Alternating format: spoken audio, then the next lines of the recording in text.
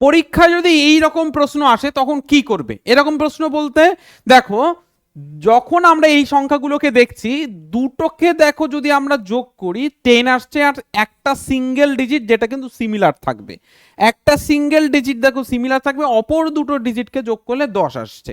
এই রকম যদি পরীক্ষার প্রশ্ন দেখো তখন কি ট্রিক অ্যাপ্লাই করবে ডবল ডিজিটের? সবার প্রথমে কি করবে, এই দুটোকেই, যে দুটো কি 10 হচ্ছে সেই দুটোকে মাল্টিপ্লাই করবে, করো 4 6 24 বসিয়ে দাও, ওকে। আর যে যে নাম্বারটা সিমিলার হচ্ছে সেই নাম্বারটা কি করবে, তার এক নাম্বার বেশি করে, অর্থাৎ 3 তার এক নাম্বার বেশি হলে 4, এই দুটোকে গুণ করে এখানে বসিয়ে দাও, 3 4 12 হয়ে গেল এই প্রশ্নের উত্তর। পরেরটা যদি দেখি, দেখো এই দুটোকে আমরা গুণ করব, 3 7 কত 21 আমরা বসিয়ে দিলাম, তারপর 1 বাড়িয়ে 5, 5-এর সঙ্গে 4-এর গুণ করলে 20 হয়ে গেল এই প্রশ্নের উত্তর। কি শিখে গেছো?